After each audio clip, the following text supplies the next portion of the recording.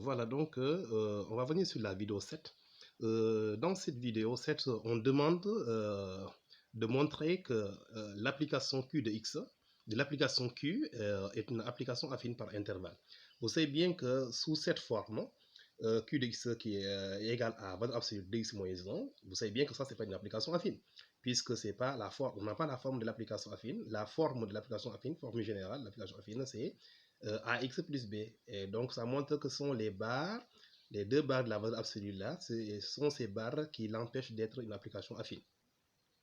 Voilà, donc si Q est une application affine, ça sera une application affine par intervalle. Pourquoi cela? Pourquoi on dit une application affine par intervalle?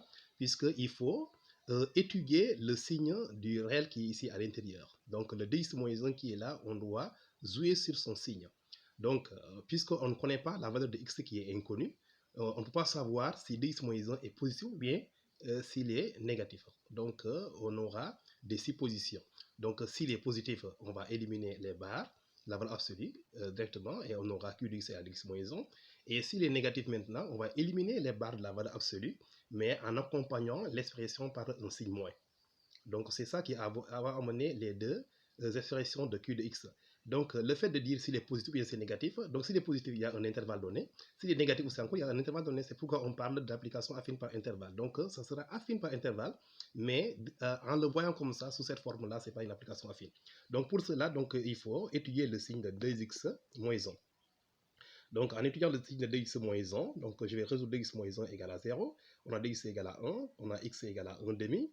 Et on va faire un tableau de signes, tableau de valeurs. Donc, ici, vous avez un tableau de valeurs. Donc, là sont les solutions, les réels. Ici, vous avez l'expression dx moins 1 qui s'annule si x égale à 1 demi. Donc, les zéros là, il y a certains qui demandent quelle est l'importance de ce zéro là. Pourquoi ce zéro là? Mais ce zéro là, c'est la vérification. Mais ça montre aussi le nombre qui est à la solution. Le zéro là, c'est rien d'autre que si on remplace ce x qui est là, si on le remplace par 1 demi, vous aurez à avoir 0. C'est ce 0 qu'on est en train d'écrire ici. Donc, dx moins 1 égale à 0 si x égale à 1 demi. Voilà, ça montre que 1 demi est la solution de cette expression. Et maintenant, pour faire le signe maintenant, dans le tableau, donc il faut regarder le signe du coefficient de x. Ici, le coefficient de x est égal à 2. 2 est positif. Donc, je vais aller derrière la solution. Donc, ici, derrière le 0, je vais mettre ici le signe positif. Et en avant la solution, je mets le signe contraire. Donc, on aura plus, moins. Et ça montre simplement que dans l'intervalle moins, l'infini 1 demi, 2x moins 1 est négatif. Puisqu'il est négatif, donc je vais multiplier l'expression 2x moins 1 par un signe négatif. En multipliant par un signe négatif, donc j'aurai moins 2x plus 1. C'est ça qu'on a écrit ici, moins 2x plus 1, puisqu'il est négatif dans cet intervalle.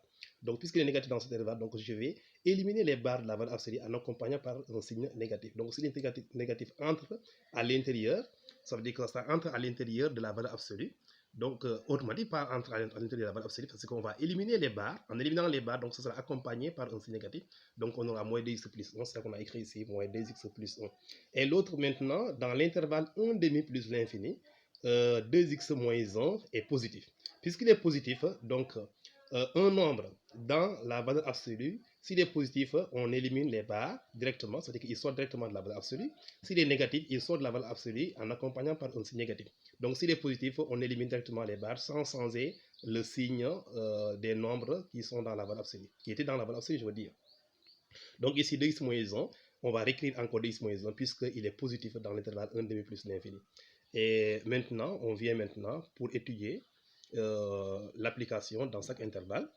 Sur moins l'infini 1 demi fermé, vous avez Q de x égale à moins 10 plus 1, qui est bien une application affine, puisque ça c'est de la forme. On a bien une application affine. Donc Q de x égale à moins 10 plus 1 est une application affine. Mais aussi sur l'intervalle 1 demi fermé en 1 demi plus l'infini, Q de x égale à dx moins 1. On sait bien que Q de x égale à dx moins 1 aussi est une application affine. Et enfin maintenant, si on regarde, on dira tout simplement que Q est une application affine par intervalle. Par intervalle, donc c'est une application affine dans l'intervalle moins l'infini 1 demi et dans l'intervalle 1 demi plus l'infini. Donc voilà ce qui nous ont demandé pour démontrer que F est une application affine par intervalle. On voit bien que, pas F, je veux dire, c'est Q du moins. Donc que Q est une application affine par intervalle. Voilà, c'est vérifié. Donc, ce n'est pas la seule méthode. Il y a une autre méthode pour montrer que c'est une application affine par intervalle.